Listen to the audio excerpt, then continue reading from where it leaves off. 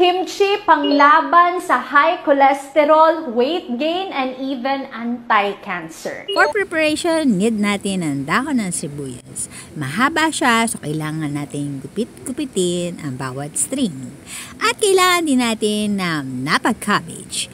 Sa napa cabbage, kung tayo ay makakabili ng small or katulad nito, we need 10 head. At kung large naman, kailangan natin ng 6 na ganyang kalaki, mga large size. Sa akin, nag-prepared ako ng asin.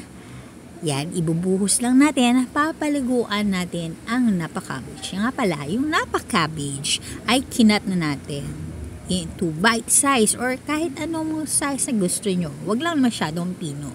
So, 2 cups ng asin ang aking inilagay.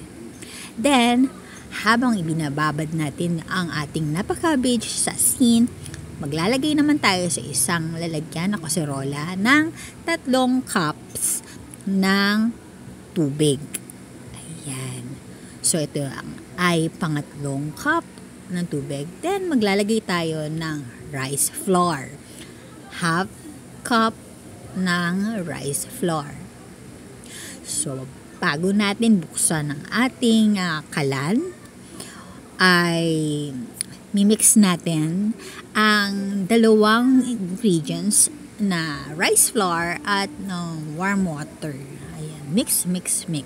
Pag na-mix natin, saka natin buksan ang ating induction cooker, kalan, o kung ano man ang meron kayong panluto.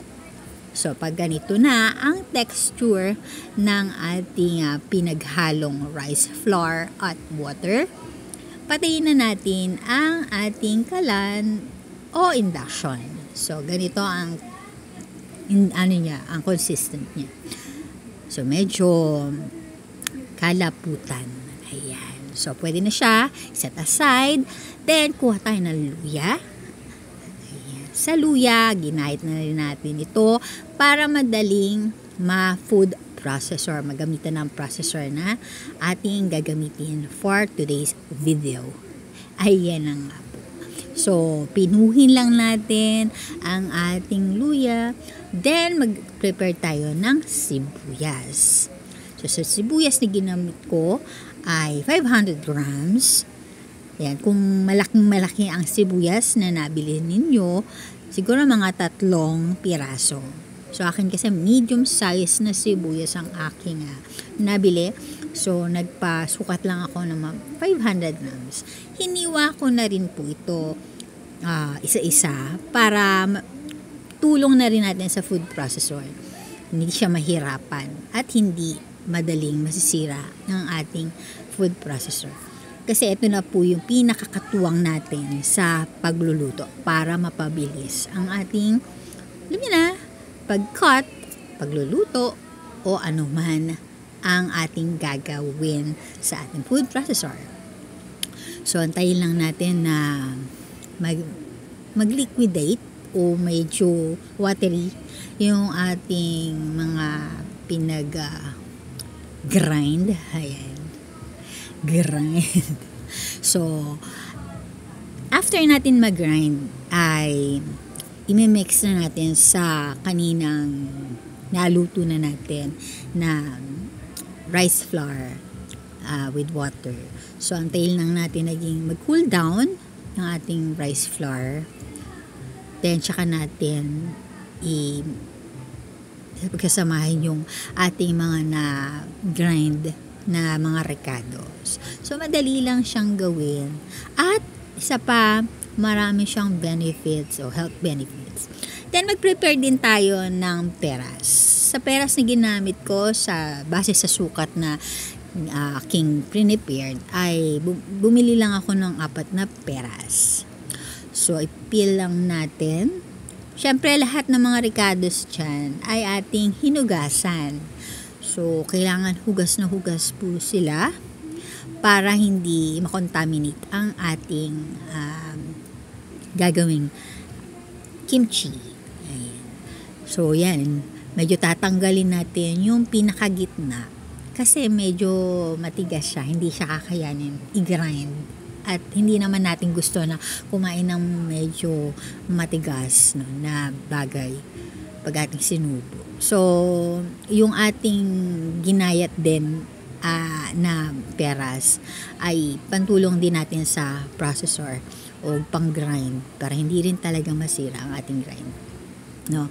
So, sa iba, meron akong nabili na yung food processor din na hindi ko siya kinat. Ayun, ilang araw lang. Siguro hindi nagtagal, mga 1 week ko lang ginagamit. Sira na siya. So, sayang. Hindi naman nakakabili ng per piece ng kung ano man ang nasira. So, kailangan mo siyang bilhin buo. Ayun na nga. So, nagkadalaw yung aking food processor. No? Isa, hindi ko na nagagamit. So, yun lang. Kailangan lang siyang mag-watery. Ayan. So, base natin yun. So, grind. Halo. At mga kaibigan, yung ating mga ginayat ay maraming ricados na may health benefits. Ayan. Yung ating mga ricados ay maraming natutulong sa atin when it comes sa health benefits. Ay napakadami. And then, ayan na nga po. At ating tinignan na kung ayos. So, magdadagdag pa tayo ng ilang pang mga naggayat natin na peras. Unti-untiin lang natin pasasaan pa at natatapos din tayo ng ating mini-mix. So, yun nga. Sabi ko nga pagka naisip ko na medyo mahirap, hindi ko nagagawa. So, sinaset o minamindset ko na yung aking sarili na madali lang. So, yun. Nagawa ko naman siya at natapos at ayan, ito na, ginagawa ko na siya. At yun, yung haba lang ng pagpaprocess or mga paggagayat, medyo yun ang challenging. Lalo na kapag wala kayong ganitong materials na food processor, pang-grind. So, makikita nyo medyo may buo-buo pa. Pero kung mapipino nyo pa siya, mas okay. Mas okay siya. So, sa sitwasyon ko ngayon, ay ganyan na ginawa ko. Kasi mas gusto ko yung merong crunchy ba na naiiwan sa bibig. Ayan. Meron lang akong isang buto na nag-grind. So, nakita nyo naman tinanggal ko siya. Ayan, mekos lang natin ang ating mga ricado hanggang sa mag-well combined ang lahat ng mga ingredients. At nandyan nakasalalay ang ating perfect taste, kumbaga. Ayan. So, mekos lang at yung hindi dapat natin kalimutan ay ang bawang. So, yung bawang, mga 2 heads ng bawang ang ating ginamit. So, tanggalin lang natin ng pagpitpet, kahit kutsilyo. Yan, ipil lang natin yung pinakabalat. Then, yan na. Pwede na silang i-grind. At eto na nga, sinasama na natin. Muntikan ko na nga makalimutan yan, yung ating bawang. At natapos na natin mababad ang ating napa cabbage sa asin. Mga 1 to 2 hours ay atin naman i-rinse ng mabuti. Sa case ko, ginawa ko 2 banlaw. Then tikim kung maalat pa. Then wash it ulit. Wash lang. Then, na-wash na natin yung ating sibuyas, di ba? Yung dahon. So, sinama ko na rin. Ginamit din tayo ng fish salt or fish sauce. Then, ang ating pinaka-spicy, ayan ang ating ginamit. So, kung gusto nyo na medyo mild ang pagkaanghang niya, kahit 2 lang na cups, pwede na.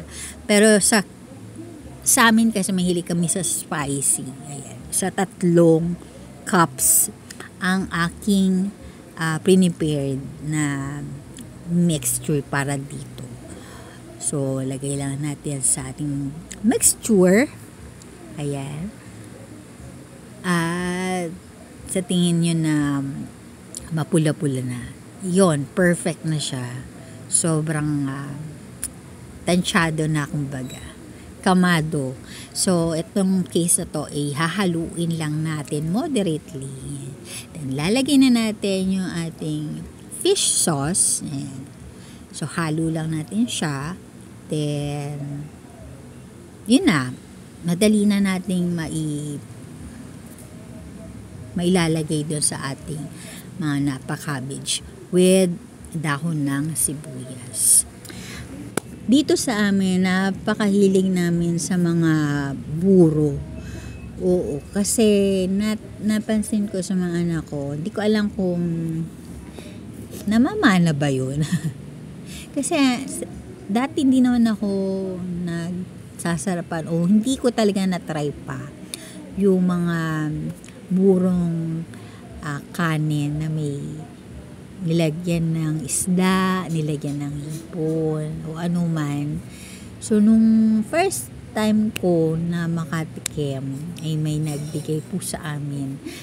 Tapos, sinuruan lang niya kami ng paano lutuin. Ay naku, apakasarap pala. Kahit yung iba kasi na, pag naamoy, ayaw na. Kasi nga may, ewan ko, iba yung amoy niya. Pero, once na kinain, ay napakasarap. Ikaw? Mahilig ka bang kumain ng kimchi? Actually, maganda po ito para sa iyong Ang fermentation process kasi ng kimchi will give you probiotics which is good for your gut health. Nakita din sa pag-aaral na makakatulong ito para ma-lessen ang stress levels natin at the same time help with weight gain. And mind you, may compounds din ito which can give us anti-cancer benefits.